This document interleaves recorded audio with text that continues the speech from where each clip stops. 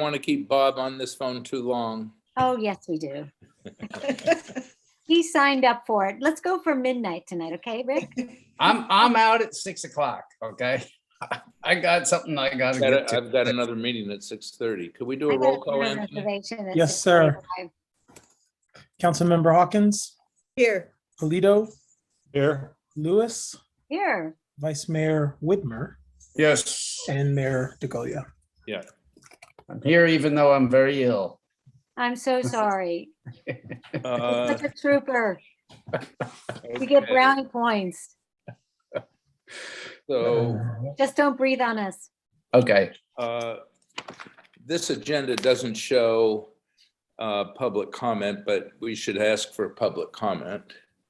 If there's any public comment, now would be a good time to provide it. And with your permission, Mayor, I should have definitely included that, but for all the folks that we have joining on the phone that are from the public, if you'd like to make a public comment for something that's not on the agenda. Nope, it's got to be on the agenda. This is a special meeting. Right, so that's exactly correct. So we need you to keep those comments to yourself for this meeting, and you can make those comments at the next regular meeting, but you can make a comment when the items are opened by the mayor for public comment. I don't see any public comment now, so let's go on to what is the second item on this agenda, which is authorize the release of a request for proposals for landscape maintenance services. Thank you, Mr. Mayor, members of the council. This is, as the mayor indicated, is the RFP for landscape services. The idea here is to get a provider under contract by the time the landscaping comes in here to the town center, and with the expectation that they may also be able to pick up Hobart Palmer Park landscape services as well. This is a formal release of that RFP.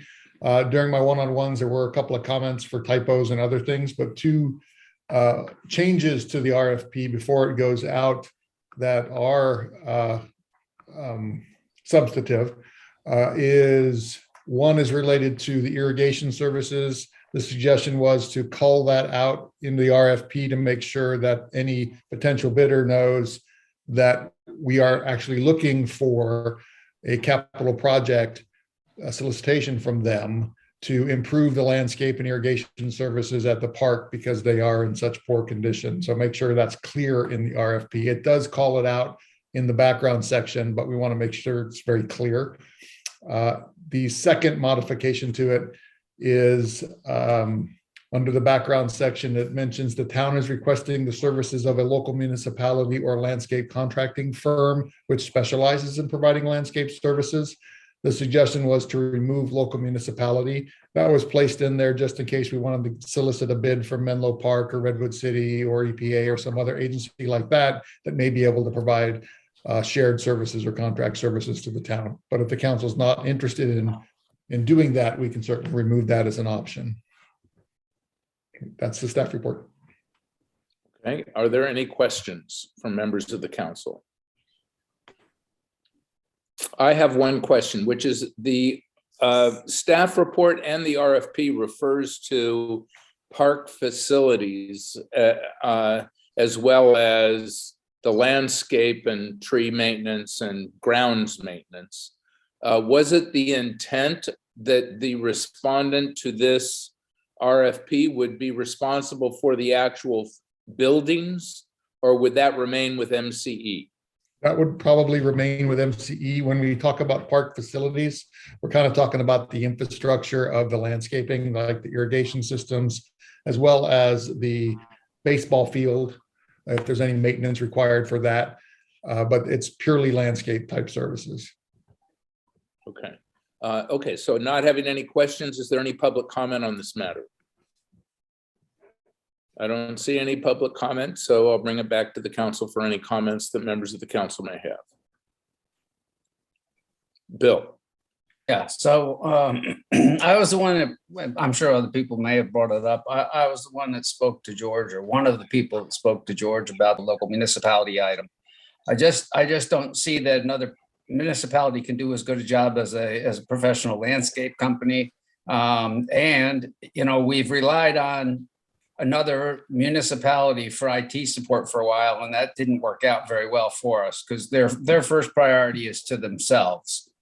And when I look at some of the parks, I mean, they're nice parks around here that in other communities, but they're not the way that we want to maintain ours. I think we can get it to a higher level, and especially around the Civic Center with the uniqueness of the water capture facility and the bioretention item. So I think we just need a professional group as opposed to a municipality. That's all. Agree. Other comments? None. Well, I'll give a comment. I thought that the RFP was a little bit stiff. And like with my question about park facilities, I think that park facilities doesn't imply irrigation and landscaping. To me, anyway, it implies more buildings. So I think there's a lack of clarity there, and I would change that and not use the term park facilities. And in the introduction to the RFP, just along with that comment, it says that the town invites jurisdictions, maybe we should take that out, qualified organizations to submit proposals for comprehensive landscape maintenance services of public works facilities. Yeah.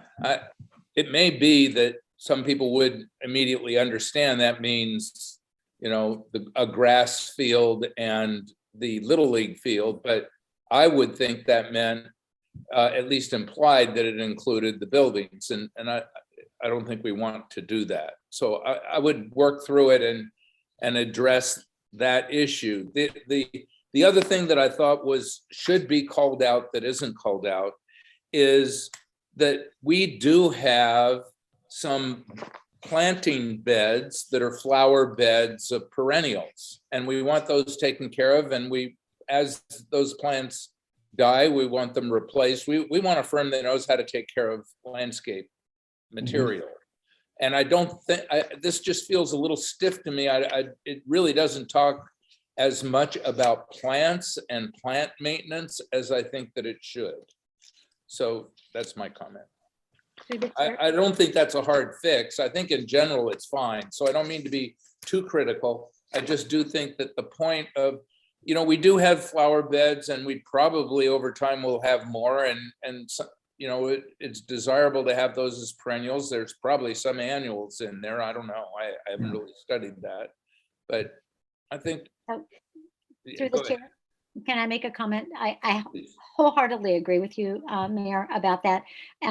And the annuals are ones that would be replaced on an annual basis. Perennials are ones that would grow throughout the year, but need to be cut back. I mentioned to city manager in my discussion that we have so many roses. We have our rose bed. We have our roses by the entrance to the park there that need to be fertilized on a regular basis, as well as, and they do talk about fertilizing twice a year or something in the proposal.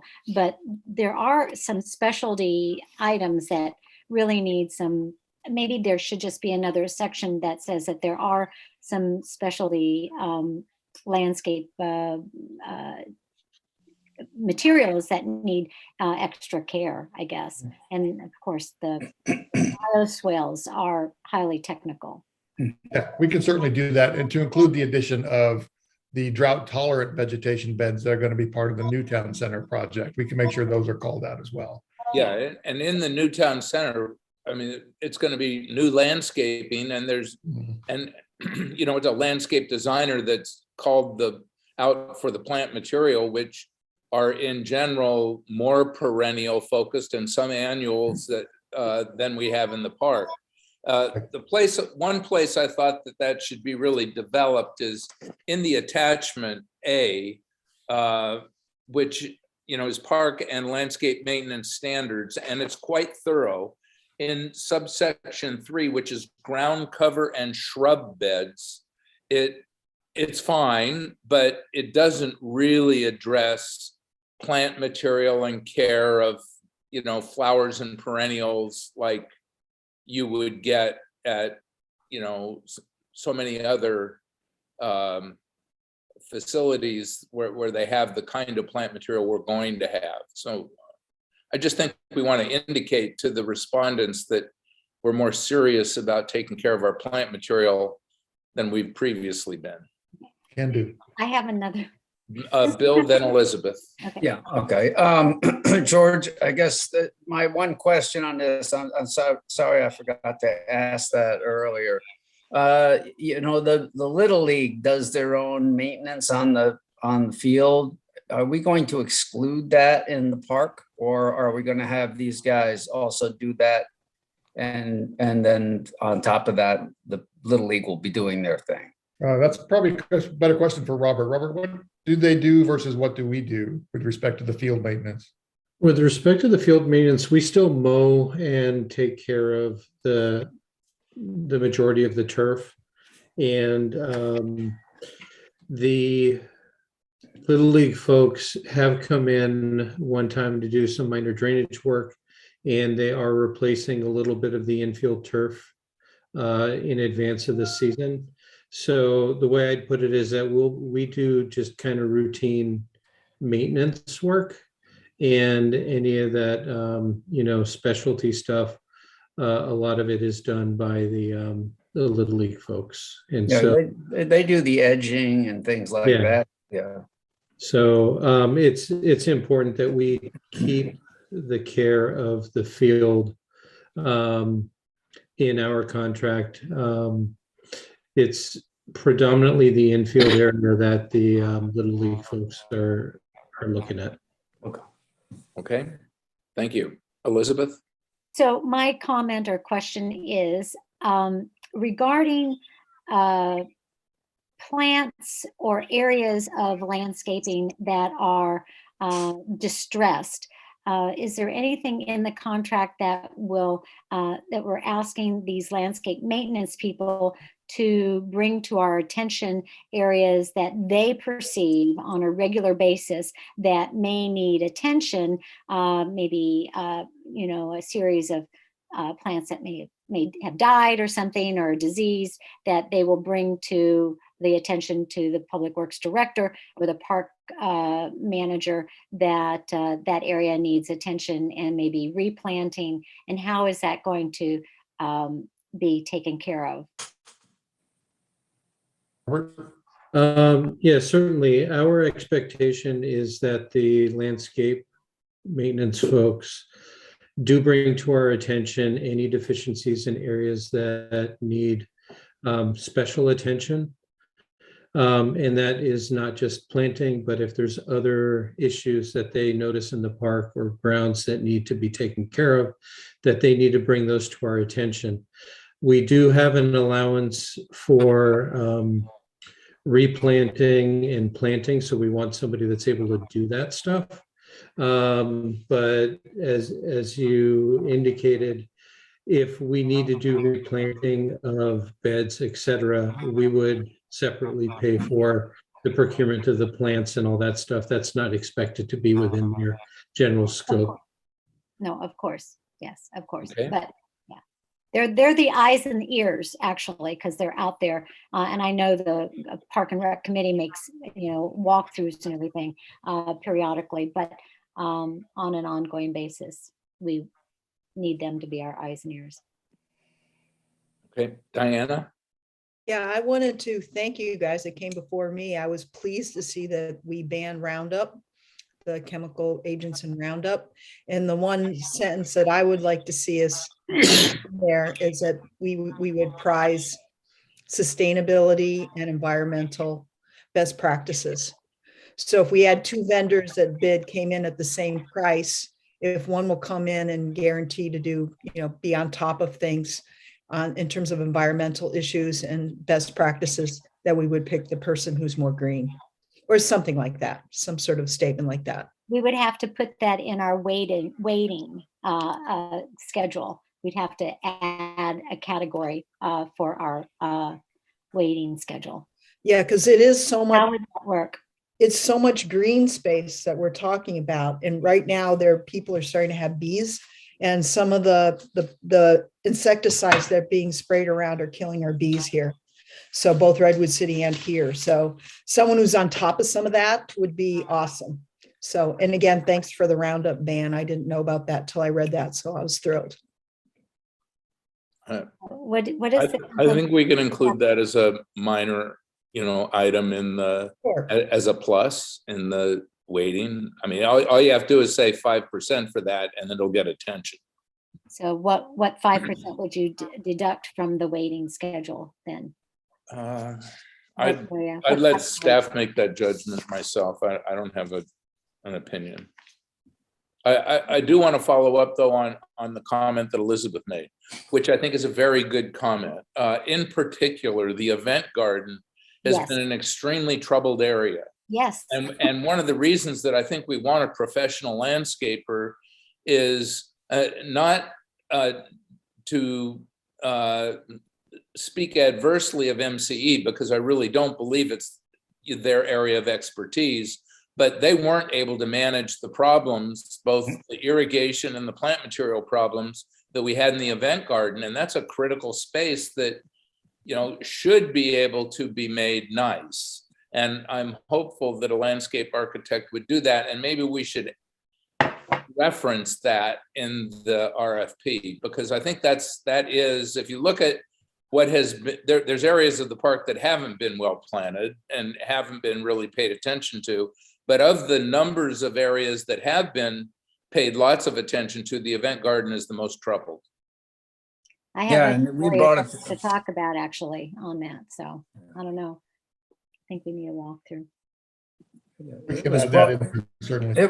It was brought to everybody's attention multiple times, and and I know that George and I and Robert had walkthroughs, and I believe, as I understand it, MCE was asked to provide more support to it, and unfortunately, the support that they may have provided just wasn't capable of keeping up with what was there in addition to everything else. So I agree with you, Rick, as you and I have discussed when we walked through there, months ago. Yeah. No. Okay, Elizabeth. Just one little comment about all of that and about MC.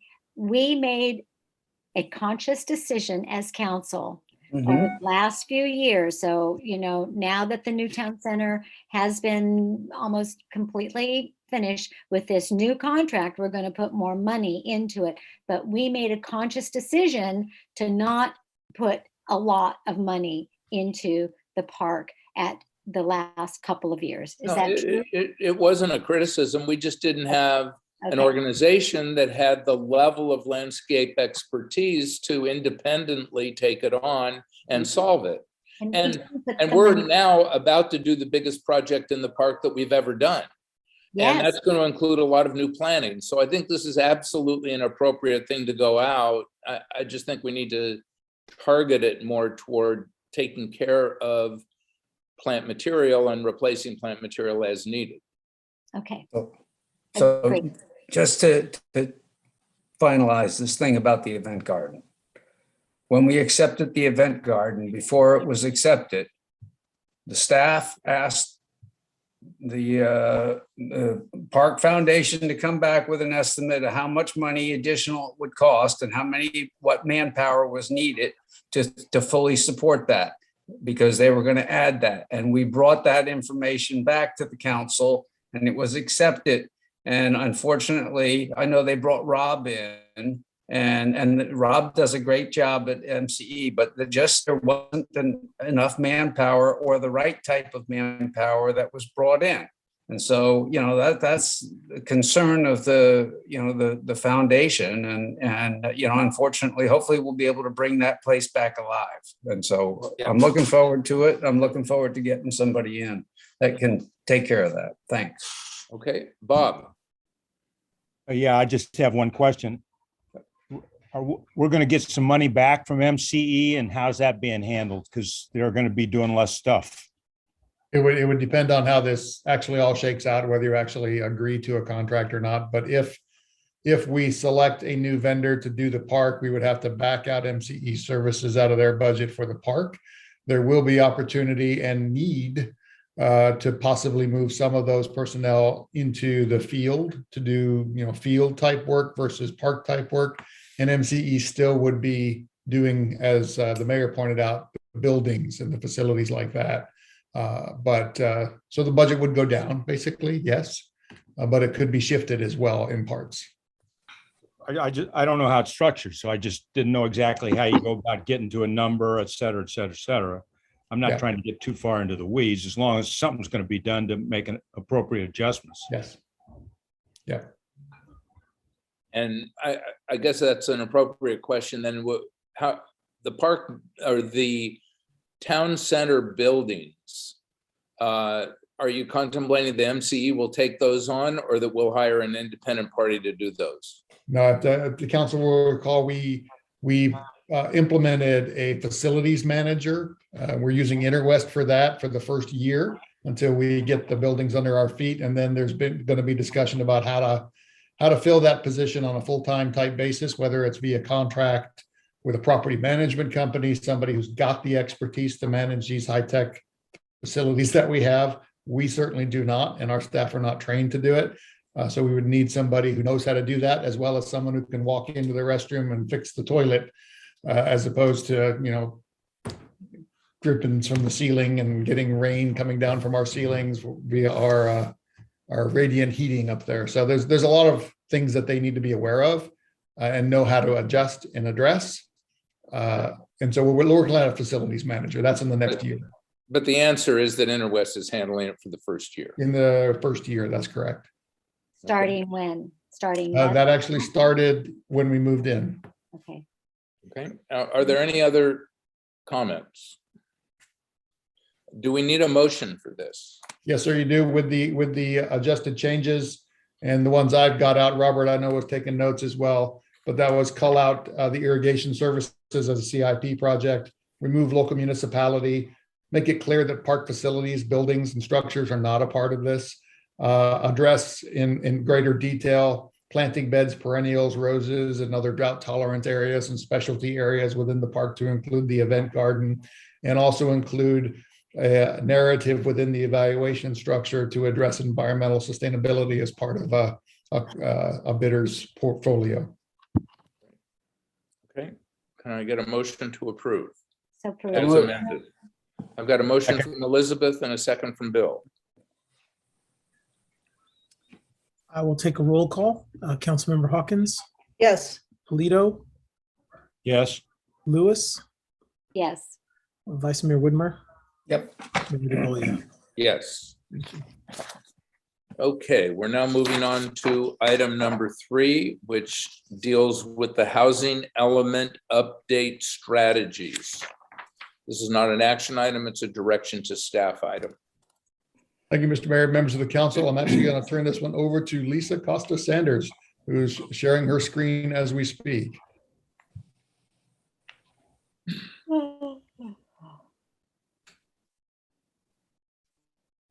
All right, sorry about that. I think I got my screen shared and then I couldn't unmute.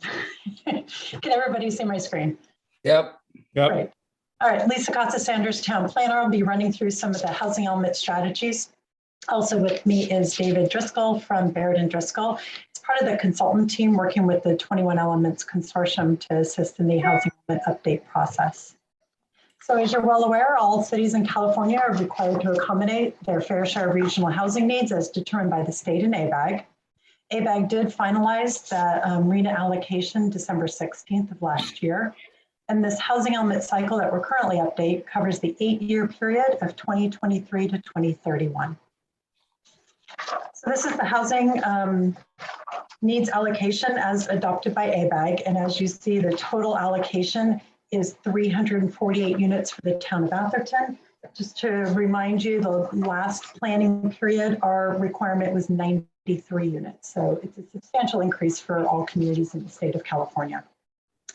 In addition, jurisdictions are planning for a 20% buffer for each income category. And so we'd recommend that we plan for a total of 418 units over the next 8 years. So we last discussed potential strategies at a joint study session with the City Council and the Planning Commission on April 28th of last year. So I'd like to walk through each of those strategies that we previously discussed with some additional information that we've obtained through working with our consultant team, as well as some insight we've gathered from HCD on their review of housing elements that have been submitted from the Southern California jurisdictions. So we're presenting these items at this study session now to obtain council direction. Many of these items will require further study and more discussions by the City Council, and no decisions are going to be made tonight. We're just looking for your direction. So the first item, the town currently allows one accessory dwelling unit or ADU and one junior ADU per lot. The town could consider allowing 2 ADUs for lots greater than an acre. And this strategy, although not anticipated to generate substantial number of new ADUs, but it could support our overall ADU production. And even without this strategy, the staff and the consultant team anticipate an average of 30 new ADUs per year based on our recent production trends, for a total of 240 units towards our RENA allocation.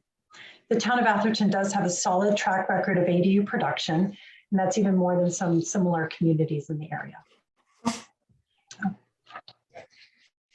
Did you want to have questions as we go on for each item, or? Yeah, why don't we do that? Okay. Elizabeth, you have a question on this item? Yes. The strategy, Lisa, you said allow 2 ADUs on lots with 1 acre or more. Are we considering the Atherton acre of 0.92 an acre, or would it have to be the full acre? Totally up to the council, but as drafted, we were thinking it would be a full acre. But if the council would like to consider the 40,000 square foot as the minimum, we could certainly look at that. Because that would significantly lower the amount of properties we have, because most of the properties are the 0.92. Yeah, so whatever direction the council would give, we'd be open to. Just wanted to make sure we clarify. Bill? Yeah, so 2 things. Yeah, first off, the strategy of going with a 4,000 or 40,000 square foot lot size was one of the ones that you brought up. So I don't know why we wouldn't have considered that, because that does make sense. And of course, there's a large number of homes, especially in Lindenwood, that have that. So I agree with Elizabeth on that. And then secondly, I have a hard time, we've got a big number, and I have a hard time saying, okay, let's make it bigger by 20%. That just doesn't make much sense to me. So we're going to say the goal is making, well over 400 when we only need to have roughly 3.5. It just doesn't, Can we to me, it doesn't make sense. I understand other jurisdictions are doing that, but we're essentially a fully built out community that doesn't have a lot of extra space around as other communities like down in Southern California have. So I object to that. Can we ask her for her rationale, Bill? Can we just ask her for her rationale, not just because everybody else is doing it? Okay, Sure. fine. So That's what we said.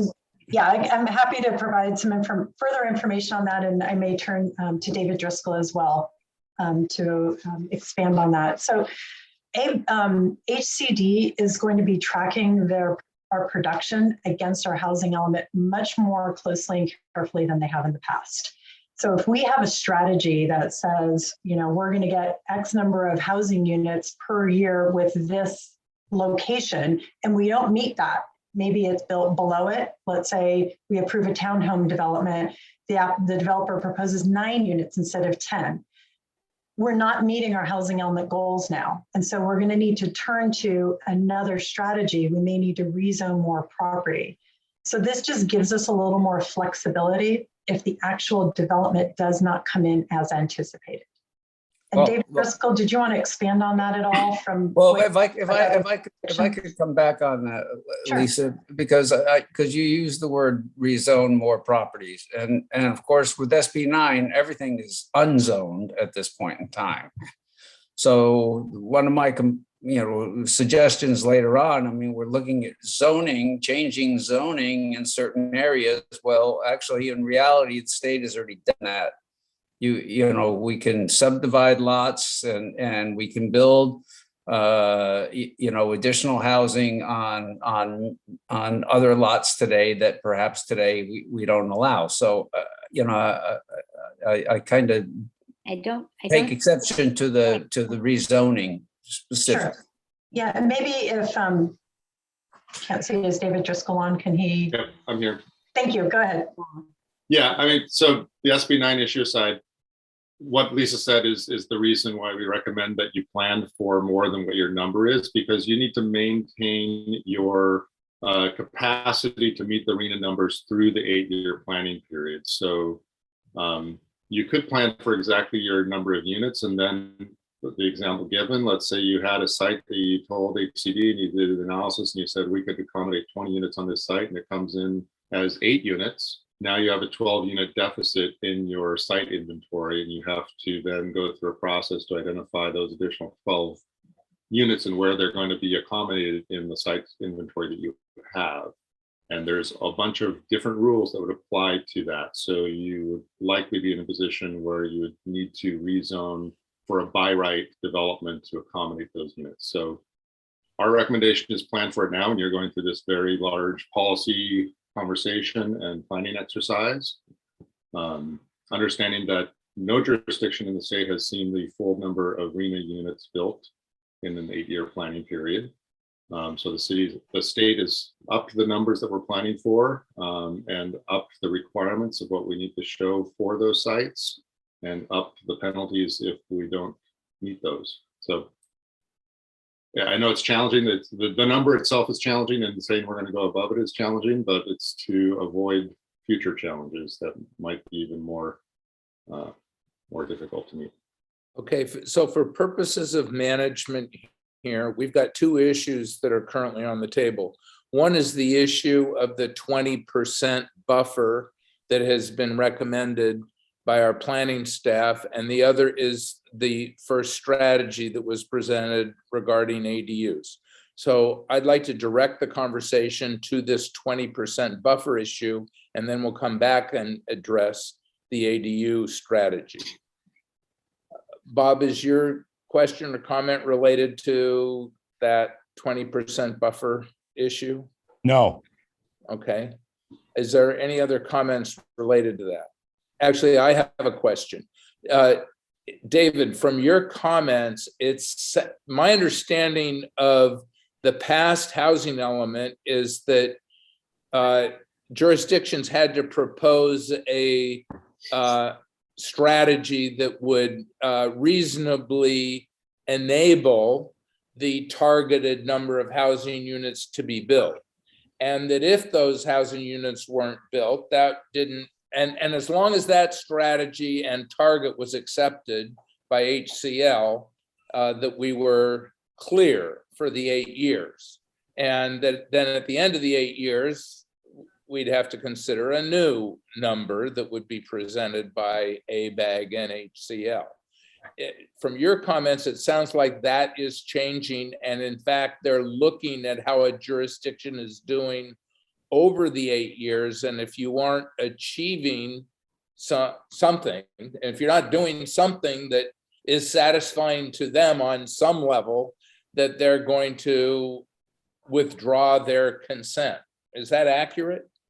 There's just this round of the housing element updates is significantly different than previous rounds. There's a number of new state law requirements and a number of new things that kick in if you don't meet the goals or if you don't have a certified element. So, for example, in terms of looking at past production, depending on how you're doing on overall with your housing production and specifically your affordable housing production, you could then be subject to State Bill 35 requirements, which is streamlined ministerial by right review for developments that meet certain affordability standards. That's a state law that did not exist 8 years ago. It does now. There are a number of new requirements that the state will be looking at in terms of what qualifies as a site and your calculation of what you will expect in an 8-year period. So we not only have to show that there's zoned capacity for it, but we also have to show that there's market feasibility of the zoning. So that's another bar that's been set this round. And I'll just say there's a lot of learning going on in this round of housing element updates. The Southern California jurisdictions are ahead of us in the state schedule. They were supposed to have certified elements. When was their deadline? It was a couple of months ago. And I think one of them had a certified element in meeting the deadline. And one of the challenges, if we don't meet the deadline, then some of the rezoning that you might have to undertake will need to be done as by right zoning, which means the development that comes through that meets those zoning standards and requirements is not subject to a discretionary review process. It would be a staff level review process, whether they meet your objective standards and they get an approval or a denial based on that.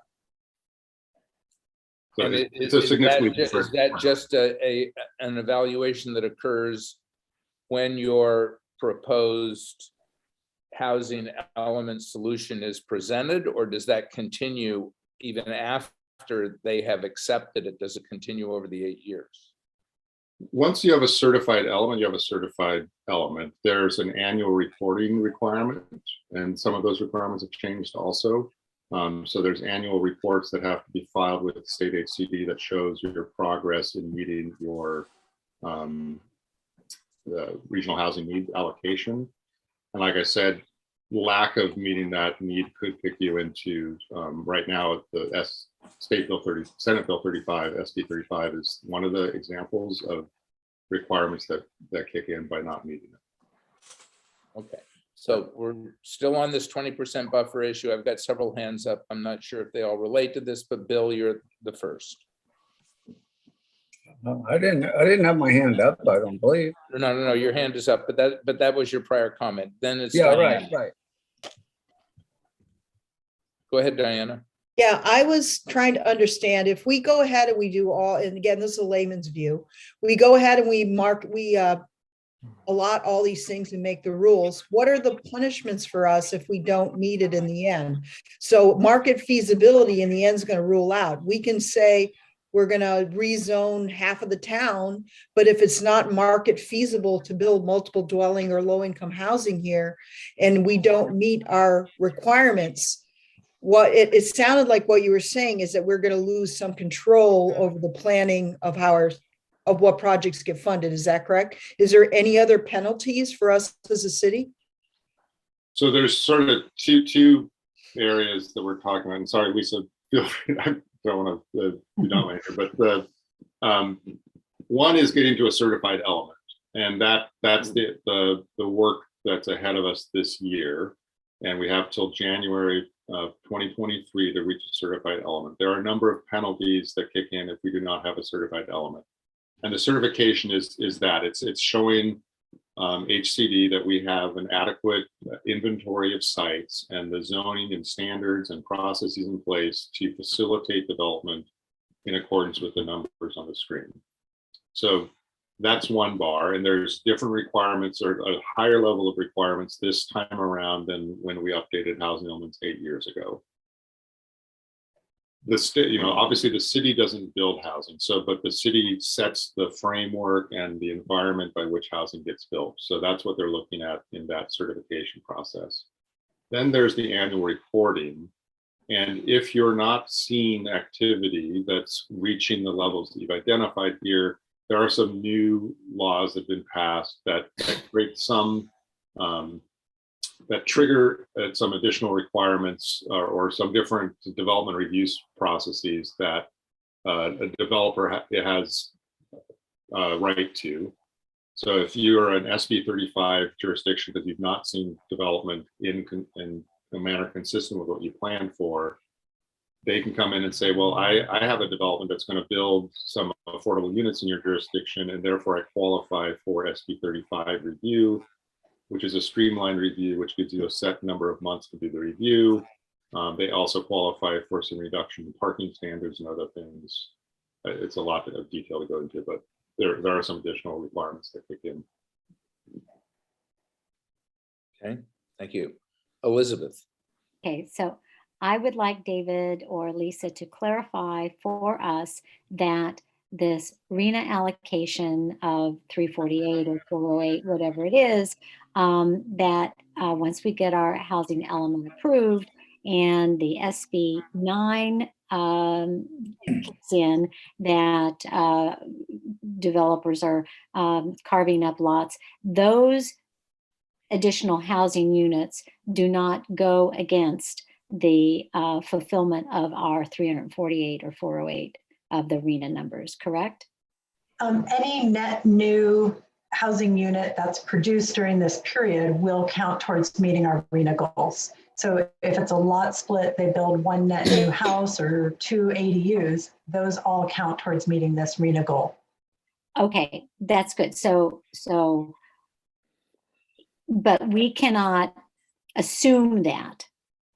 Right? Well, and when I get through, I'll show you how much we're assuming for each kind of category. And we could look to up those numbers, I think is maybe what you might be looking to do. Yeah, so we can walk through that. Okay, good. Okay. Good. Okay. So do you want me to move on to the ADU, or do you want to take a straw poll on what we're planning for the RENA goals? Well, I'm fine to take a straw poll on whether people want to support the 20% buffer or not, so you can get some sense of where we're at. But let me first see if there's any public comment on the issue before we go there. Is there any public comment on this issue? And we're specifically focusing on this 20% buffer and the number that will be our target for in excess of the RENA allocation, which is our bottom line target. Okay, I don't see any public comment. Yeah, I don't see anybody, but for the folks that are joining by Zoom link, you can, click on participants or reactions and raise your hand, or if you're joining by phone, you can dial *9. But no, Mayor, I don't see anyone. Okay, other comments on this issue? I have a comment from Bill. Sure. Thank you. So I understand the reasoning behind having a number larger than what your allocation is. I think 20%, especially given our community being essentially built out, is high. Maybe go with the 10% for having a buffer, but I just think 20% is a stretch too far. And I don't want to have us. I don't think we should be setting ourselves a goal that perhaps is going to be extremely difficult to meet and is going to drastically change the character of our community. We have to keep that in mind too. Okay, yes, I got a late public comment request from Alex K, which I'm going to let come in right now. Thank you, Rick. Just a question on the 20% buffer. Is that 20% on the total or 20% on each income level? It's increasing 348 to 418. Okay, so it would apply over each income category. Yes. But if we meet each of the income levels, but okay. There would be no penalty for us not achieving the 418. It just gives us a little bit of planning room in case, one of these strategies we're considering maybe falls a bit short. But so our requirement is to hit this 348, not the 418. It's just planning purposes. But HCD just cares if we hit each of these income levels, even if it's just the minimum one. Okay, thank you. Yes. George. Thank you. David and Lisa, is none of these strategies are specifically driven by SB 9 in terms of, this is an SB 9 strategy. So would it be appropriate to think that our 20% buffer could be filled by just what SB 9 is going to do for us? Well, I do have the lot splits as a category in the table at the end, and we have a rather low number. So I think that is an area that we'd like to look at doing a study to see if we can have higher productions from the SB 9 lot splits. And we're meeting with other jurisdictions that are similar, right? Portola Valley, Woodside, and Hillsborough, to see if we can come together and do a kind of a fiscal impact analysis to see if we can do a higher projection. I'll just point out it's likely that anything related to SB 9 would be in the above moderate income category. Correct. It's highly unlikely that would be in the lower income. categories. So one of the biggest things around the buffer is related to meeting your very low income sites inventory requirements. So if you see something identified to meet very low income and that goes to a above moderate income development at a lower density, then that's where you're going to need then, oh, we have to find a new site Well, to accommodate for lower. You know, I disagree with that, David. We have two upper level schools here, both Stanford and Menlo College, and there are a lot of students that need student housing, and many of the ADUs here are given to students at Stanford and also Menlo College, at least in my area. And they're in the very low and low category. Well, we'll that. be counting of ADUs towards meeting some of those needs. But I think that's not going to be enough, correct me if I'm wrong, Lisa, to meet your very low and low income overall. Correct. Yes. Okay, well, just staying focused on the 20% buffer, I'll just weigh in that I agree with Bill's comments. I think that I understand that the planning here is going to continue to target the 348 and the buffer gives a little bit of room. I have no problem with having room. I think we should target the 348, and if it goes something over, that's fine. I think getting to 418 for this community, it just changes the community too much. And if the state wants to take the community over and run the community, they can try to do that. But I'm not going to support that. I just think that's not the right way to go with our community.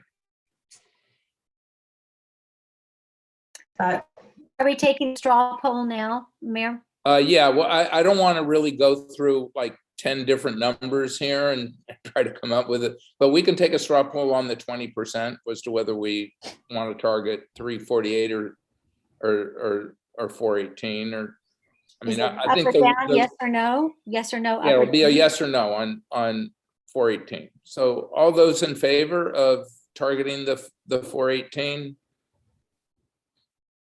raise your hand. And I don't see anyone's hand up. All those in favor of targeting less than the 418. How much less? I want to know. Just for my record keeping purposes, it looks like everyone was in favor of targeting less. Is that right? Yeah, that's what it looks like. Okay, I don't want to spend too much time on this. Let's go to the strategies and go back to the ADU strategy, Lisa, if we could, and I have a comment from Bob. Well, I thought that the other item we were going to talk about, Rick, before we move on, is the 0.91 of an acre, the Atherton acre versus a full acre for ADUs. That was the other issue that was brought up. The question is, do you want to consider allowing 2 ADUs per lot? And then if so, what would the threshold for lot size be? Yeah, I think that's on this issue, Bill. Yeah. Okay, all right, no problem. Strategy. Okay, Bob, you wanted to comment on this matter.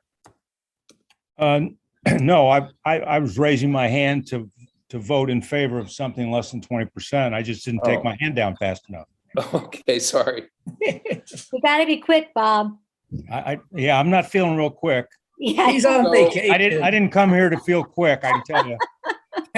He's on vacation. He's been drinking Mai Tais. Oh, I yeah. wish. I have a quick comment on this issue, which is we currently, as Lisa has stated, have an ordinance that allows both an ADU and a JADU on a lot. Every lot. On every lot, that's correct. And we also know that we currently have a state law that allows every lot to be divided, whether it's 1/10 of an acre or 5 acres, it can be divided in half. I think the idea of having 2 ADUs on an acre lot, my reaction to this is, well, that's plausible.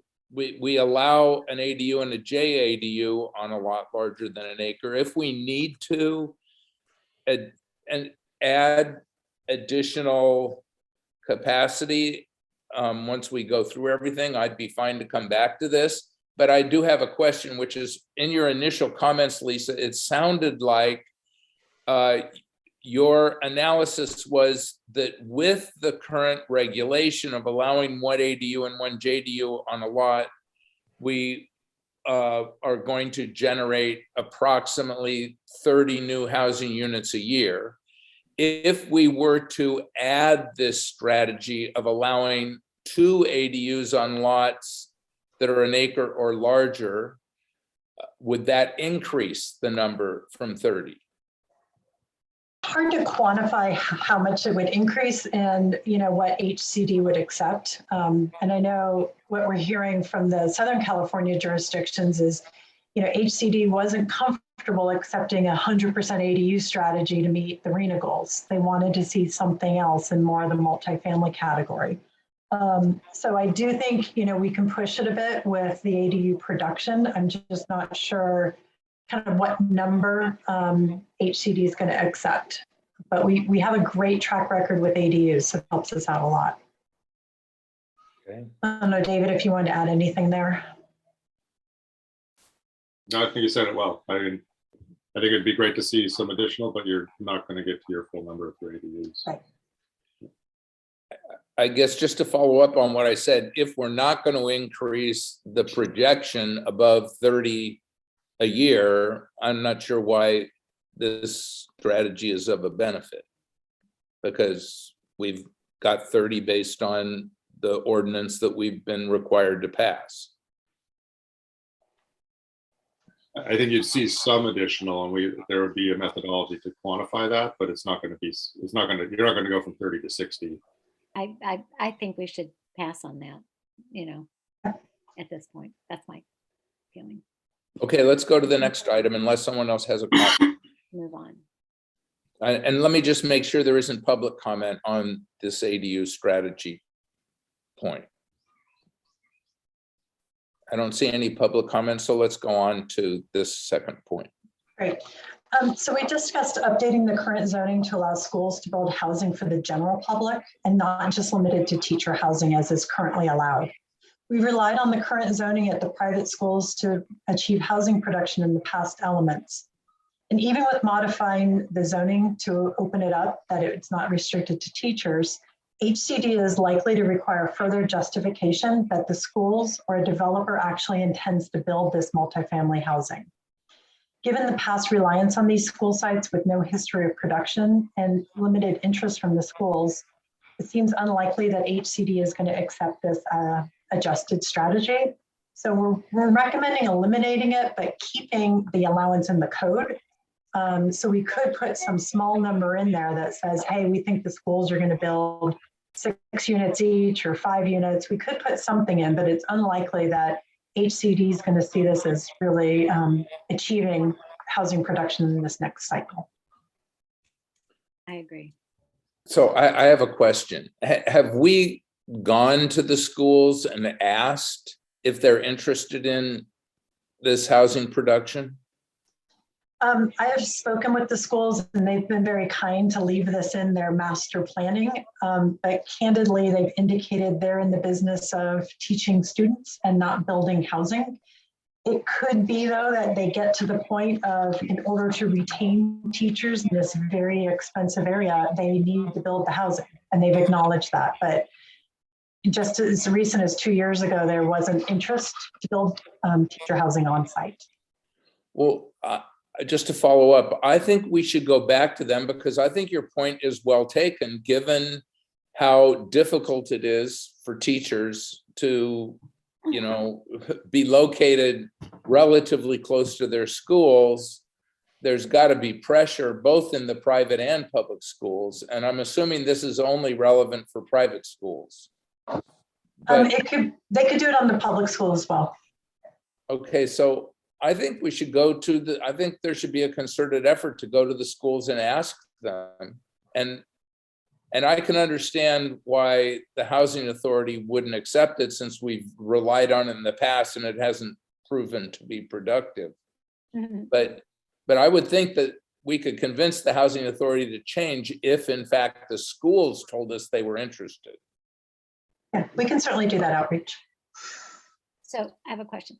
Yes, please. So the new dorm at Menlo College, it was kind of purported to us that that was going to help us meet our RENA numbers with the additional, but it doesn't, because it is a dorm. It's not individual housing units. They do have a few in there, but not enough. And I just don't see a lot of acreage from these schools that would accommodate multifamily housing, even for teacher housing in any large amount. I just don't see. I mean, where would you put it at Sacred Heart? And Menlo College, where would you put it? They're wedging in what they've got. Maybe Menlo Atherton. I don't know. But I agree with you, Rick. I mean, I guess it wouldn't hurt. I just don't think that it's possible. I don't think we'll receive the bang for our buck in the numbers. Okay, so I've got Bill and then Diana. So first off, when I've had conversations with some of the headmasters as well as over at Menlo College, we had Menlo College building a new dorm in our housing strategy. And yes, people come back and said, well, have they started it? Well, part of the starting is getting them funding. And so that, they can't build it until they have the funding. And I think there was a desire to build. Now, the issue with the dorm, which I still disagree with, is that, well, it doesn't have there's not a kitchenette in each of the rooms, which there are in some, but not all of them. But there is a cafeteria that everybody who's living in the dorm eats at the cafeteria, and it's required that they have a cafeteria account. So we did discuss and we brought up several times with some of our state legislature, assembly members and the senators, that there would be some credit maybe in a different category for that. And so I don't see that we're getting that type of credit. But I do think that there is an interest. At Menlo School, they used to have an area called the Village where they had families of the teachers living there. And of course, then they bulldozed it for building more classrooms. So I do think that there's space there. And I think that also at the public schools, I've heard the superintendent complaining about, they don't have enough, there's not enough low income housing or low or moderate housing for their teachers. And so I think that if we would encourage some of them to start building, we would get more than what we thought. And I do think it's a worthwhile venture to push down. And I think that we should continue to investigate why we're not getting any credit whatsoever for the dorm that's holding 300 people. Yeah. Anyway, Menlo Atherton High School. Diana? would be the only one. Yeah, I agree with what Bill is saying, and I would go a step farther to say that I would like to see us go to our local schools and try to sweeten the deal for them. For example, Menlo School came and petitioned us to grant them extra students, which we did. We could offer something to them like, well, we gave an extra, I don't know if it's 80 or how many extra students, will allow you to keep that going forward if you prioritize finding things. And look at each of the different locations, each of the different schools that are on our property, because this is the kind of development that would be ideal without changing our community. So I think we should put a little effort into looking at each of those and coming up with a strategy. The other thing that could happen is rezoning the areas immediately adjacent to some of these schools. And when you get to the map and take a look, so let's say they didn't have enough on their land, but we rezone some of the spaces around and something comes up, they could develop there. And I agree with Bill about going back at the ones that we already got. So I see this as a sweet spot, and we should come up with whatever strategy we can to push this forward. Agreed. Good. Okay. I have a question for George. George, I think we've agreed that we'd like to ask the schools to see if there's interest in pursuing the idea of housing for their staff or some of their staff. And we recognize that they've included it in their master plans, but apparently without real interest in doing it in the past. And since there hasn't been the production, it's going to be difficult to get credit from the housing authority for it. But if there is a change in attitude, we should find out about it. And there's the suggestion from Diana that we find some way to, increase their interest in that. Would it be, and here's my question, would it be best from your perspective for that to be done by staff or by a combination of staff and council? And if the latter, then I would contemplate creating a subcommittee to help staff. I would suggest it be done by staff. I think what Lisa's suggesting is that we leave in our code the ability for them to create that housing. So it's not, the opportunity is not being removed.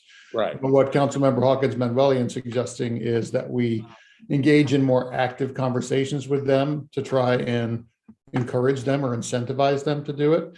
There are hurdles to that. One straightforward one is the neighbors. They're in total opposition to more traffic in and around those schools in relation to more kids.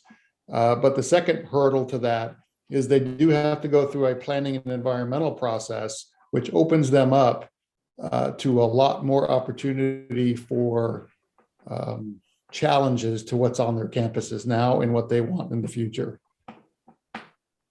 Okay. Well, they're not going to want to do think that as part of a council perspective, a body that's got to approve what they're going to be looking for or doing. Okay. So the staff level is probably better for that. Okay, very good. Thank you. That's exactly what I was asking. Diana. I have another question, which is back to the idea of sweetening it for the schools. Are there any grants coming up for low income housing? So let's say we went to the school on Selby Lane over there and we told them, hey, you can get grants for building low income housing for the students. And I know that in Portola Valley, Woodside Priory just built out a whole bunch of stuff for their teachers. I don't know if there's grants or what other things people are doing to incentivize low income, but if we were to get some sort of grants for that area, that would be another area. They do have a bigger property over there. So I guess, are there grants? You just got off, Diana. I was asking if anyone knows of grants to support the development of low income housing. So in our case, that could be students and that could be teachers. And those would be our ideal low income housing that we want to develop. So if there are grants, are there ways that we can apply, or we can find them and give them to the schools? How can we help that happen? And does anyone know about that? Yeah, there's a lot of outside funding, certainly. It is competitive. And I think the best way is to partner with a nonprofit or the San Mateo County Heart. We have leadership funded through countywide. And so we could partner with another organization to help them with that. Well, we have that consultant that's supposedly looking at all the federal funding that's coming out. Why don't we have them also earmark some of those for us? Hey, Bob. Yeah, I really liked what Diana suggested regarding rezoning property adjacent to the schools. It has a positive impact of helping us on this issue. It also has a positive impact of greatly reducing traffic. And I could see that not only through grants and government assistance or what have you, but that at these schools, alumni support. I mean, I could readily see them raising money to buy an acre lot next door on the basis that it allows them to retain teachers and put up 20 townhomes, and we get a lot of bang for our buck. I think it'd be easier to do something like that and more palatable to many constituents than starting to rezone, Selby Lane or parts of El Camino or what have you. So Half I the like time. that thought. I'd like to Yeah. pursue that. So, Yeah. so I have a question. Can I add to what you just said, Bob, is that at my old school, which was not here, but a school up in Belmont, and it was a private school with a big endowment, they did actually ask their financial people to do an analysis if they could afford to buy a thing and rent it for their teachers, but then have income coming from the other units that they rent out. So it's actually an idea that is going around with schools, and school boards are considering it even on expensive private schools because it is a universal issue. Elizabeth? Well, these are really, really innovative and great ideas. And Mr. Polito, I can see where you're coming from. I'd like to have the city manager maybe opine on spot zoning and how we may or may not get around that. I'm actually going to let the city attorney maybe talk about that a little bit, maybe define what that is and how what we're thinking about in terms of our strategies is not spot zoning versus what spot zoning is. Sure, thank you. I'd be happy to do that. Basically, spot zoning occurs when a council or a governmental body makes the decision where there's a particular zoning category that applies specifically to a small parcel of property or small area that creates sort of an island in the greater vicinity of the city geography as a whole that is more restrictive than surrounding properties. Spot zoning is prohibited by state law, and we cannot do that. So we have to be cognizant of the fact that our zoning changes, housing element changes, cannot result in a small island of homeowners having more restrictive zoning standards on them than the balance of the city. You saying we can't rezone around a school to allow 20 townhouses to be put up? So I'm sorry, repeat that one more time. We can't rezone around a school? Yeah, what Diana had suggested, that we change the zoning on the lots adjacent to a school so that they could acquire those lots by hook or by crook and build teacher housing, which solves our housing element problem and solves a big problem for them. So Is that spot zoning? So if we did it unilaterally, it could be perceived as spot zoning because we would be restricting the ability of their property more so than others. However, if they sought an application, if the property owner sought an application from the town and the town pursued it, it would not be spot zoning. We can rezone pursuant to property owner requests. It doesn't sound like my suggestion or Diana's suggestion would be more restrictive, just the opposite. It allows them to put more units on the property, so it's not more restrictive. As long as it's not more restrictive, it would not be considered spot zoning. If they are now, if the zoning designation does not allow them to do what their neighbors are allowed to do, that would be spot zoning. But if they have more rights, and we can justify that with findings that explain why in that particular area it makes sense and in other areas it does not, I would be more comfortable with that. Sounds okay to me. Sounds we can do it. Diana, then Bill. Yeah, I have a question. So addressing that spot zoning. So if we were to say, let's say we said we want to rezone along the fringes of the city of where we abut our adjacent communities where there's high density, and we want to rezone anything that's on a major thoroughfare like El Camino. And that would we would get Menlo College, we would get on Selby Lane, we would be able to get the Selby Lane School. So if we make zoning that's just that we have criteria for, that's not considered, you're saying it's only if we went to one school and said, all right, you get a different area. But if we were to make a general criteria for how we're going to approach multifamily and it's general and it happens to include where the schools are, we could do that. Is that correct? That's correct. If we can make findings that there's actually a public interest and there's a rationale. For example, if we're going to have higher density along El Camino Real because it provides greater transit opportunities for those users, then that is a perfectly legitimate exercise of your police powers. Okay, so Bill? can I, Go ahead, Elizabeth. I'll let you jump in first. okay, okay. So I guess the reason I kind of raised this was because if you do it in a broad spectrum, like along El Camino or something, I understand, and that's perfectly acceptable. But if, like in Victoria Manor, which abuts Menlo School, and you take one parcel, a house, somebody buys a house, like was suggested, an alum buying a house and putting up 20 units just right there in that Victoria Manor, where everybody else is a single family resident, that could be perceived as spot zoning. Correct. That's why I brought that up. But doesn't the spot zoning have to involve increased restrictions?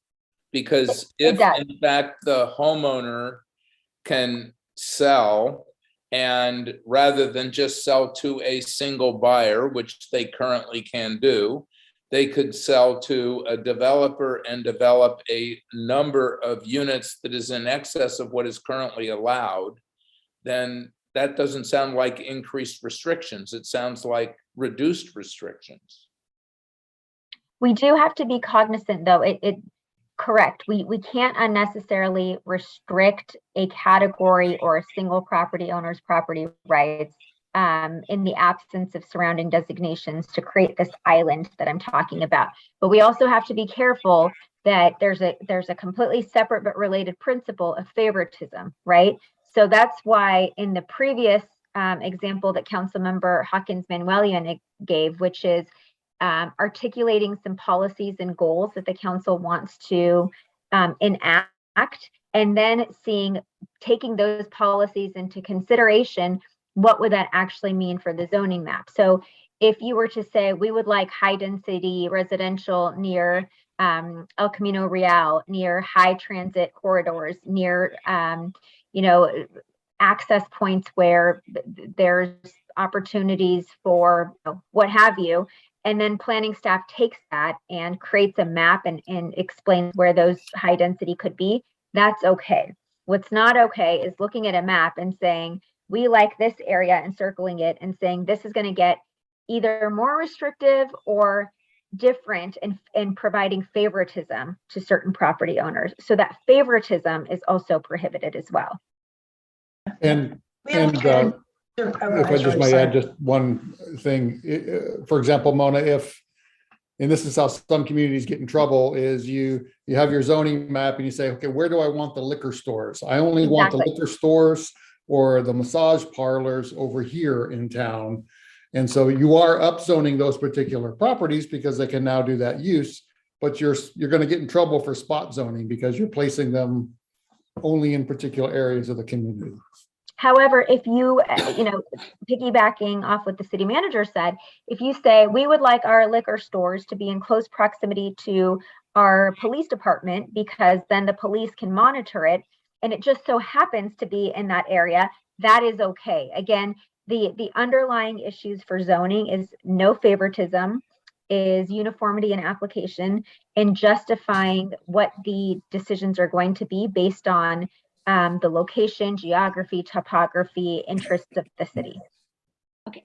So I do think we have good direction on this particular strategy. And I think what we're getting into is kind of another strategy that I have a little bit later on the presentation. Okay. Well, I had a question actually, or a comment, if I could still do it. So two things. First off, with SB 9 and SB 10, there's really not any single family zoning anymore. Anyway, it's all been eliminated. So I don't realize, we're talking about that. So, but because the law has already changed. But secondly, the way I've seen this thing that Bob and Diana were talking about, I've seen it at TCU, for example. So as houses that are around or in neighborhoods that were around the university, when they came up for sale, in a trust. The university bought those, and then as they got a big block of those homes and they wanted to go ahead and build something there, then they went ahead and applied for a zoning change. But in the meantime, they could rent those houses out, the same as what the fire district is doing, buying homes and not renting them, but allowing their officers or their fire department employees to stay there. And then when they're ready to build an extension to the firehouse, then they, join the properties together and then go ahead and knock them down and redo them. So, I think what Bob's idea was and Diana's idea was a great idea. So personally. Okay. I don't see another comment at the moment. Why don't we move on? So the next strategy is similar in that we had talked about allowing multifamily housing at the Bear Gulch Reservoir, Menlo Circus Club, and Homer Park. And I think our concern was similar to the last one about HCD accepting this without interest. So if this is something you'd like us to pursue, we could do some more outreach to those Bear Gulch, Cal Water, and Menlo Circus Club to see if there's any interest on their part. Well, I think it's worthwhile checking. There are some caretakers that are at the Circus Club, for example. In fact, I think they may be actually, I don't know, they may be living there. I don't know if they are or not. But having caretaker spaces, I think, is a good idea, and Cal Water may want to do that too. And so, when we're talking about adding extra housing to our housing needs, I think we need to be able to count every house that we can get. Personally.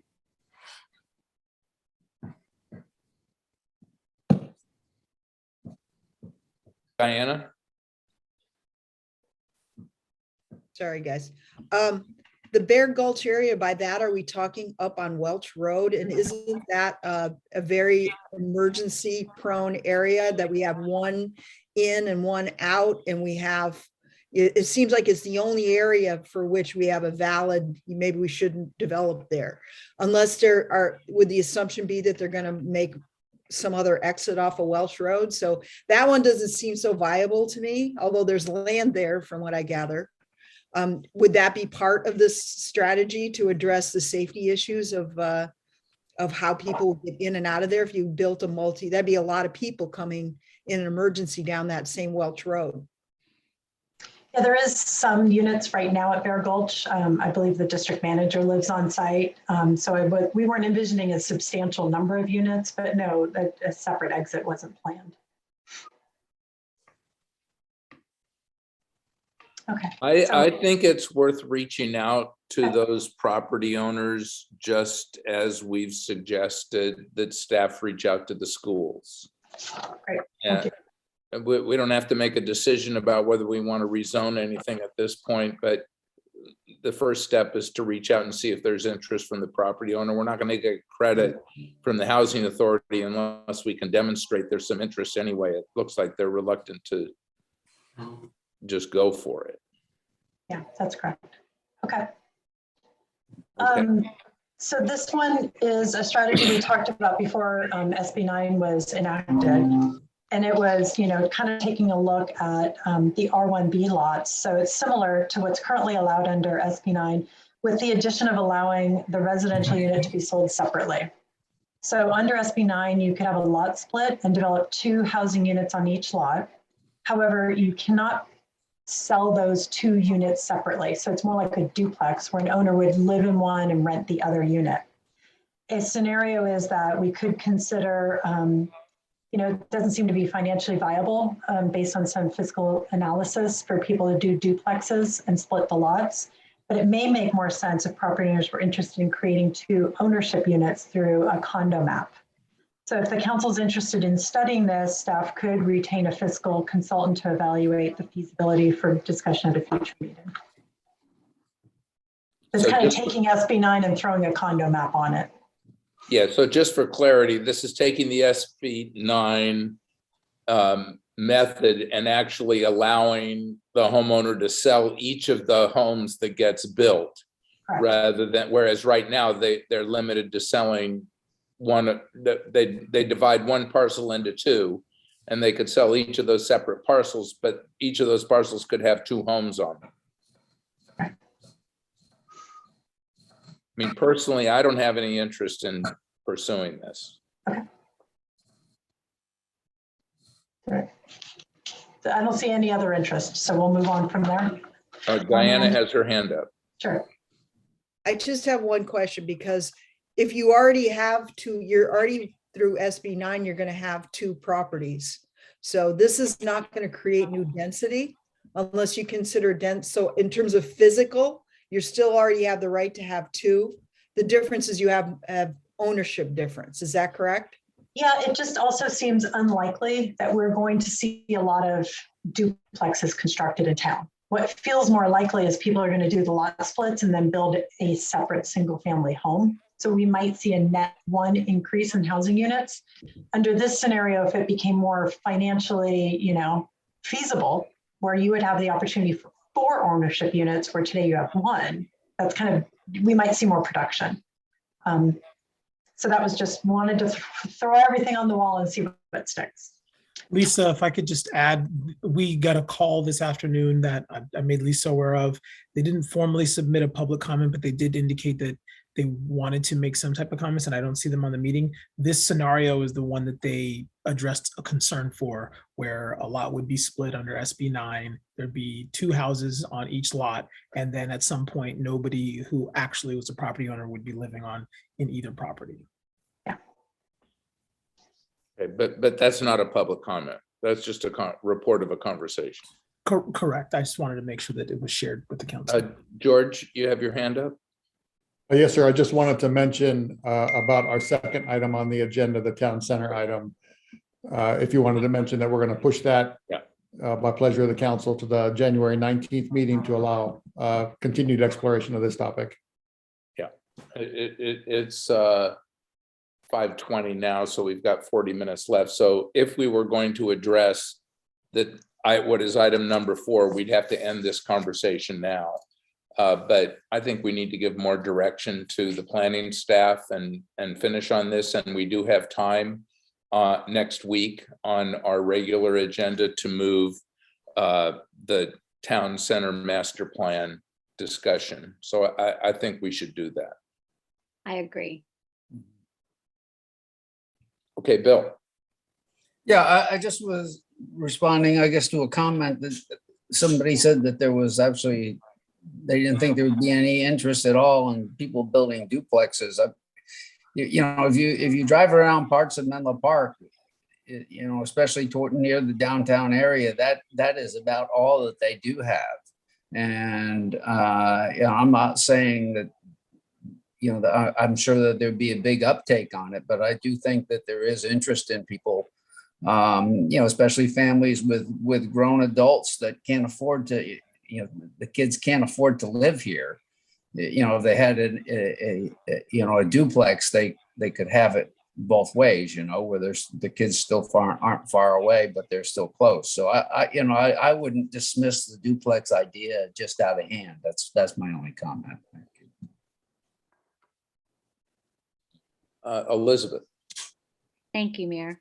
I have 2 comments. The first comment has to do with the ownership of the split lots. That, as I understand it with SB9, that only is in force for 3 years. I'd like clarification so that I'm understanding that correctly. And then the original owner of the property can sell and move on. Is that correct? Okay. My second comment is addressing Mr. Widmer's comment about Menlo Park and the downtown area having duplex all over. I own a duplex in the downtown area of Menlo Park, and that's on like a 7,000 square foot lot. So I think the difference in, splitting a lot in Atherton from 40,000 to 20,000 each and duplexes on each one is a bit different, and it's not going to be, I would venture to say it's not going to be low income type housing at that rate. And it's not for, people would not of low income or moderate income would be able to afford those larger area duplexes. So I don't think that it's a fair comparison. Okay, Fine. Bob? Yeah, I'm a little confused, which is not unusual. SB 9 lets you put 2 houses along with some ADUs on an existing lot. But the lot is not technically subdivided, right? There's still No. a single title to the property? No. You can, so let's just say your property. You can subdivide your property. So where today you have 1 lot, you can create 2 lots. And on those 2 lots, you could put 2 units on each. So today where you have 1 house, 1 lot, you could have 2 lots, 4 houses. How many? And right now we have one. But lot only with 2 of them, 3 they can only be owned by 2 different people.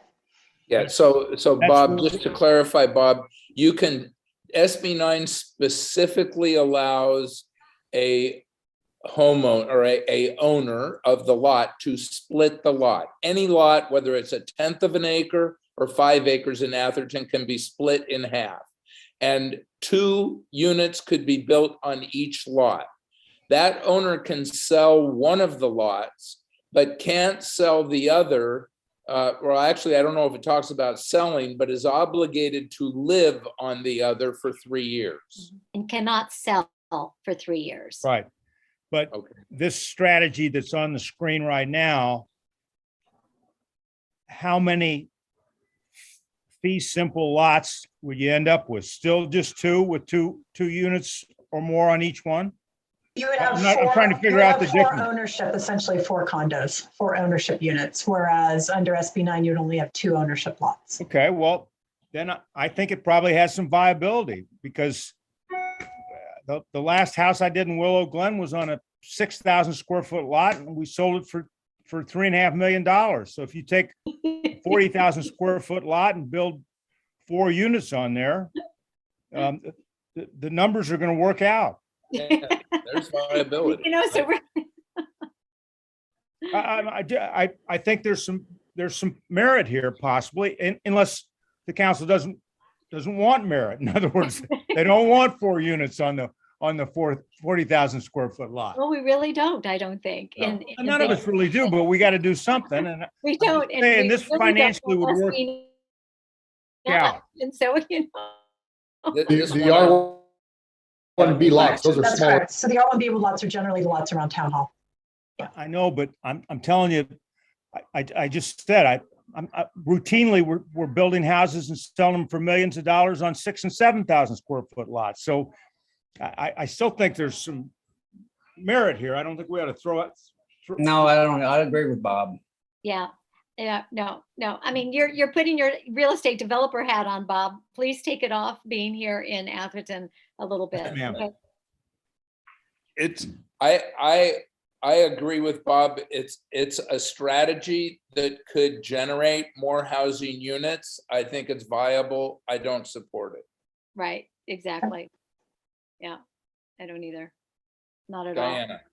I was going to say that I see it as value as a strategy, but I think that my first one would be number 6, which we haven't got to, which is plan development, where you're picking the area and then trying, because we're getting SB 9 imposed on us. Yeah. And it's really a problem, and that is really going to change the character, has potential to really change the character. So fair enough. We've got 30 minutes I'll move left. on. Let's move on to item 5.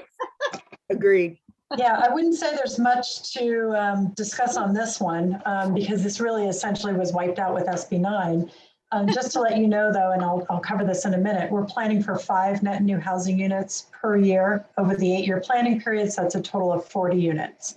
And I think in order to get more units, which I know we would all like to plan for, we do need a little further study and analysis, which we do plan to do. So I can kind of move on to the big item, Good. unless there's Yeah. discussion you want on this one. No. Okay. On. All right, so this is the option that we talked about. It's kind of, instead of a planned development zoning, which I believe has a lot of concern because it could be perceived as spot zoning. And unless we've already applied it, HCD may not accept that as a strategy. If we are planning to zone for something in the future, they're going to want to see that I believe it's at minimum 20 units per acre and it's by right. So there's no discretionary review. So rather than look at this on a case-by-case basis, I'd rather us focus on what I'd like to call a townhome overlay zone. And so this would be a new zoning designation that would be allowed on top of the existing single-family zone. So you could continue to have your single-family house. You would not be considered non-conforming. You could retain that as single-family, but you would also have the option to apply what's called the townhome overlay standards. So we need to look at a map and see where you would want to do that. But this could be kind of that El Camino Real corridor or near the school corridor that you talked about earlier. You know, it allows single family uses by right and also some townhome scenarios. We've suggested studying 10 units per acre or 20 units per acre with review by the conditional use permit. This is something you'd want to study further. I'd like some direction on where you would like it, so look at the maps. And then also I'd like to bring back some additional information on what this might look like. So have an architect run some scenarios for us so we can see what kind of setbacks we'd want to have, what we want to do for parking ratios, what the height might be. And then that way you'd have a little more information in order to say, yes, this is something we'd like to put in the housing element. So I do have several maps that were included in the packet that we can walk through, or you could just give me some direction right now, whatever you'd like to do for this one. So, Go ahead, Bill. yeah, so I don't see with our current ordinances on height and setbacks and things like that, how you can go from 10 units to 20 units, you know, on an acre. I'm sure somebody could figure a way to squeeze it in, but to me, that just seems like overcrowding. And it will absolutely change the character of the community. And if you're proposing to put that into these large swaths of land that you're planning on rezoning or suggesting we rezone, which I think is too broad, I think that, you know, essentially we're going to be building something like you see in Houston, Texas, okay, where there's absolutely no zoning. And you know, you have an office space and a gas station sitting. I realize we're not offering a gas station, but you know, office space, and then you know, or in a large apartment building in a residential area, you know, right next to, say, you know, $1 million home. And I just don't see that we would agree to 20 units. I'd like to see the plan for 10, but 20 seemed to be too large. And then my other comment when you get to your maps is, I do think that we should narrow the swaths of land that you're planning on doing. I've got some ideas on that, but I'll bring them up after you go over the map. Thanks. Thank you. Diana. I'd like to see us take an approach that's based on principles. So for example, if you look at our neighborhood, we want to develop in a way that's consistent. So if we're starting with the assumption, when we keep the nature of the town. So then to my next thought was, we should look at those areas that are already immediately adjacent to densely populated areas already. So if you have a house where across the street is already very small lot sizes, and so this occurs on both Valparaiso and on the other side where we abut to Redwood City. So the principle is, if you are already in a place that joins a densely populated, then that would be one overlay principle. The second would be, is there transportation in and out? Now, the way Atherton was built, on the north area, there's a wall, so that cuts that off, so the roads don't go. On Selby Lane, that goes down on our Redwood City side, a lot of the little side streets, they all stop. So it was intentionally designed to block Atherton from Redwood City. But there are some areas where it is open, and not surprised, that's where more dense population has developed. So one criteria is immediately adjacent to dense population now. Two would be having access in and out. So that would eliminate the ones with the wall where there's no streets, because you're going to get more people living there. So you have to address the congestion of people moving. So that's a second criteria. And the third might be ones that are immediately off a major thoroughfare, which would then be things like El Camino, Valparaiso. And so take a combination of principles and then look what happens to our map. I would think we'd find some of the areas, like if we did agree that development at a school, for example, that's going to hit our low income with the kind of low income we want to attract, a lot of those would fit in that criteria. Not all of them, but a lot of them would. And now we're not doing the spotting what we're saying, but applying principles.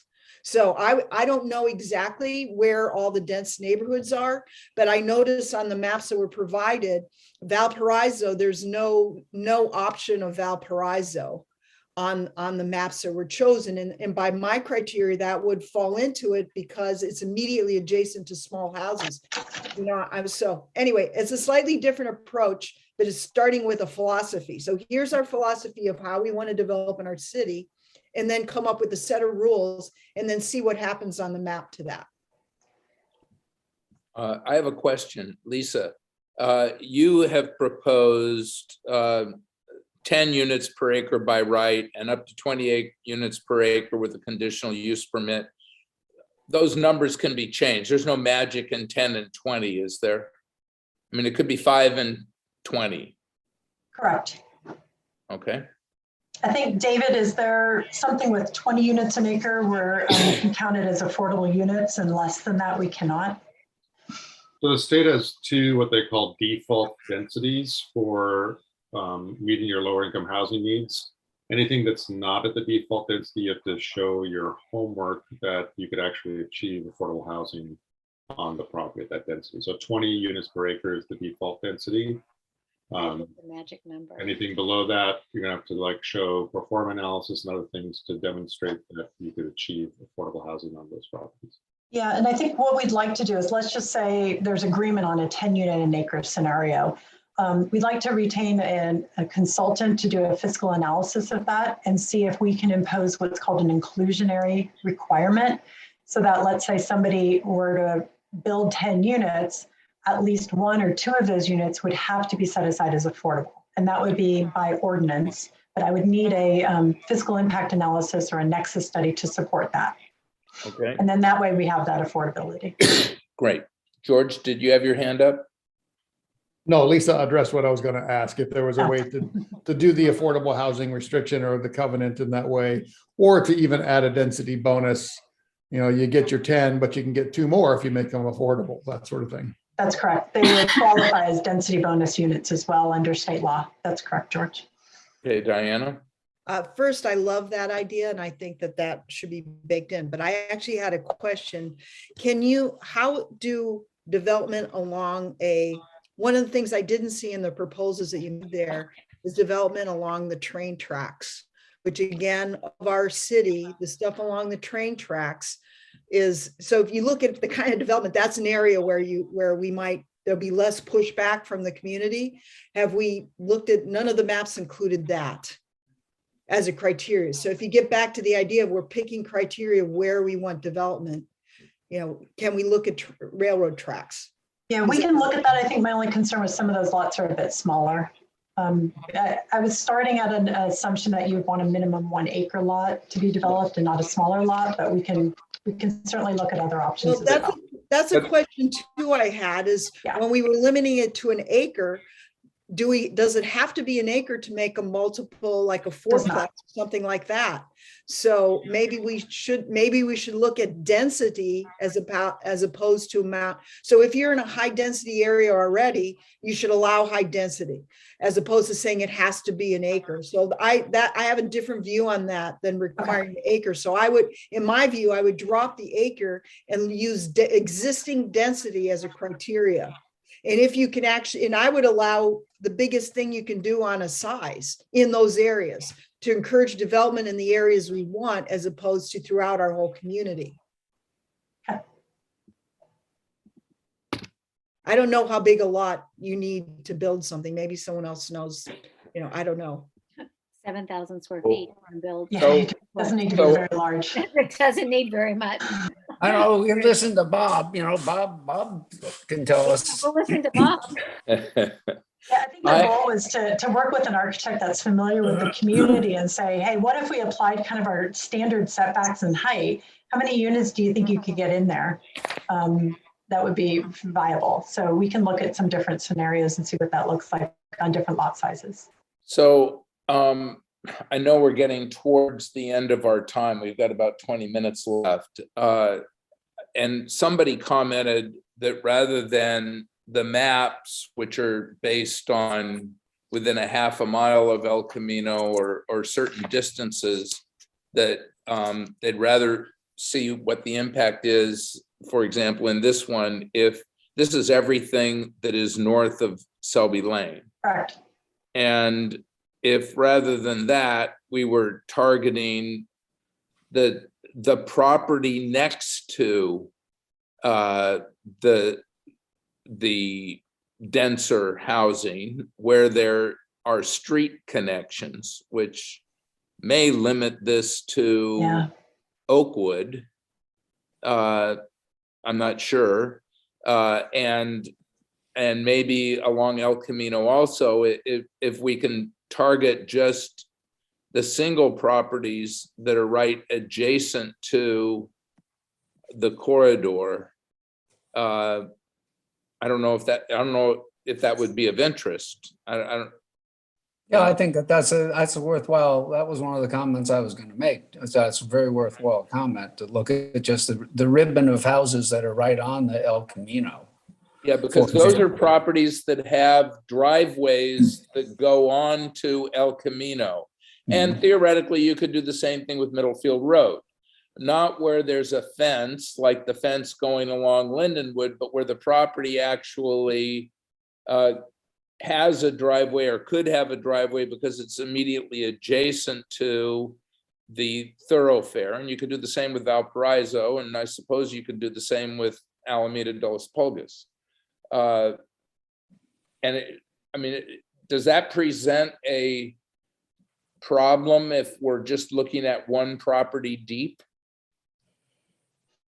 Well, I think if you identify all the areas, Rick, that you just identified, I mean, we're talking. No, I understand. I'm asking Lisa if that presents any problem. I think that there's going to be problems with this idea, but the similar idea would be to look at one property deep immediately around the schools that have access to main thoroughfares. I know that there are homeowners next to those schools that are going to have an absolute hemorrhage with that idea.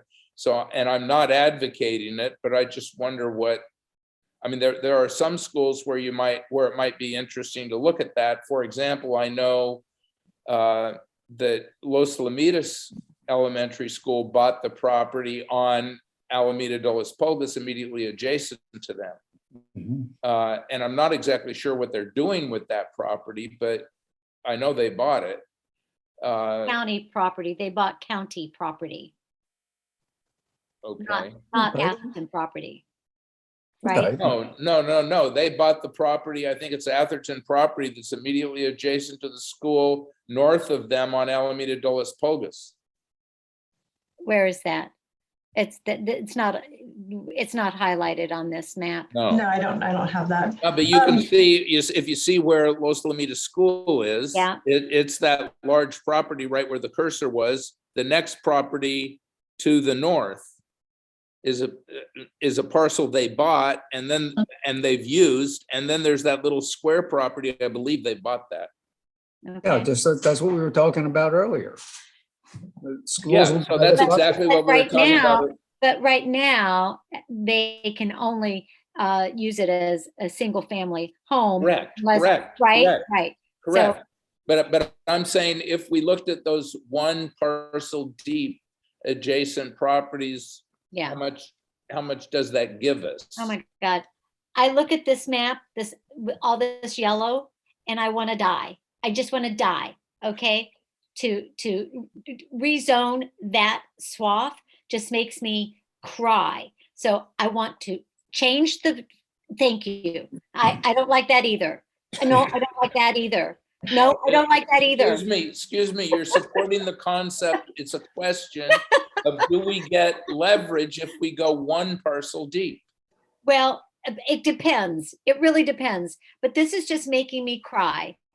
I just see the destruction and devastation of our town. And we're sitting here talking about, rezoning properties that will so severely impact our community and people next to the properties that you're talking about rezoning, that it's just, it has to be done very, very carefully. Yeah. And I don't think we can just sit here and blithely, throw out all these ideas and this and that and everything. I think, some of the philosophy that Councilmember Manuel Hawkins said is, probably a good approach that we should even talk about without looking at this map. I just, Lisa, when I saw this, I just thought, you're kidding me. You're just. We just threw it out for your conversation, and we got it, right? We got some good direction. All right. And so I do think we can come back with some more maps and refine this and come back with some more, information on what it might look like. Okay, Diane. I'm happy to do that. I think that if we apply some of the principles I was just talking about, starting where there is already density, we can't avoid this. It's going to happen.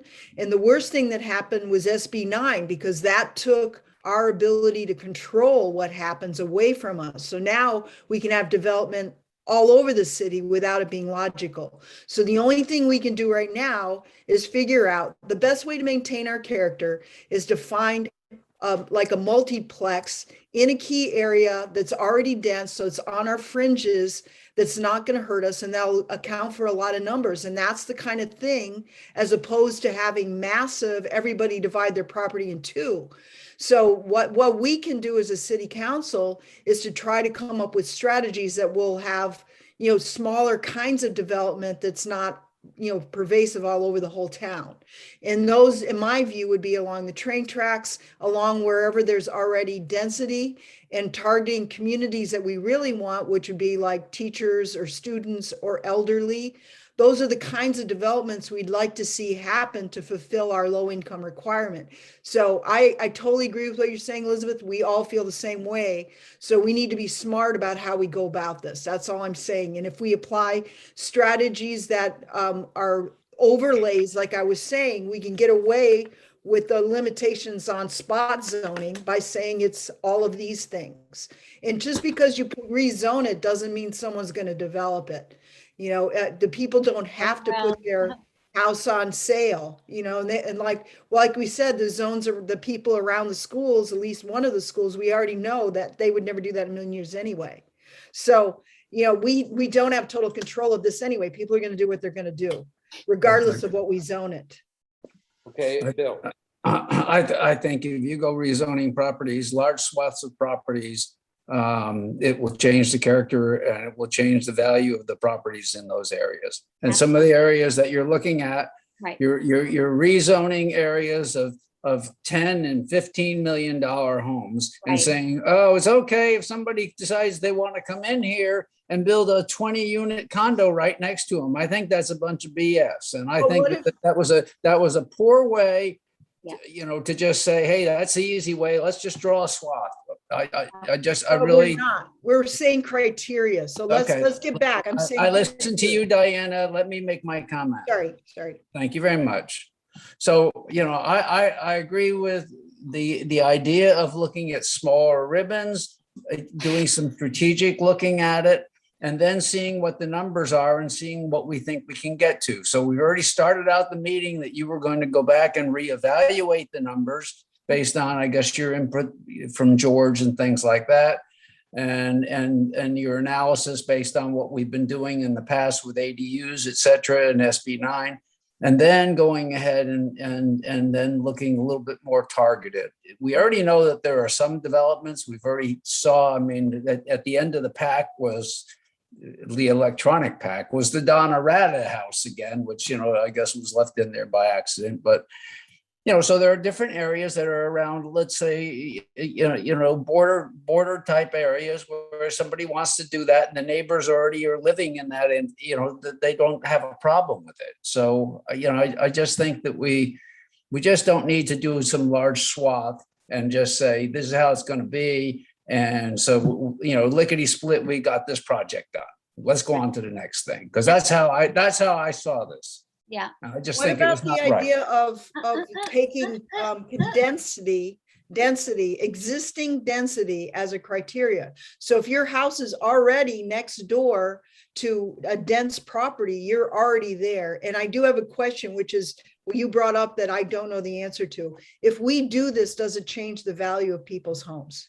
Of course it will. Of course it Of course does. it will. I've heard it argued Absolutely. both sides. I've heard people argue that it allows you more freedom to develop your property, so it increases your options and variability. That's If you what want to some people. sell, Let me- if you wait a want to minute, hold sell, on. but if you don't want to sell, it decreases your value. But if Well, you're why not, don't we just You've go already ahead and developed we'll just your go house. to your house, Diana. We'll just do a swath around you. Yeah, exactly. Let me in just fact, say, my you've house already- is in one of the swatches way. It is. According to So, George, it's not. I'm saying hold not on. swatches though. So let me make sure it's clear. I'll say it again.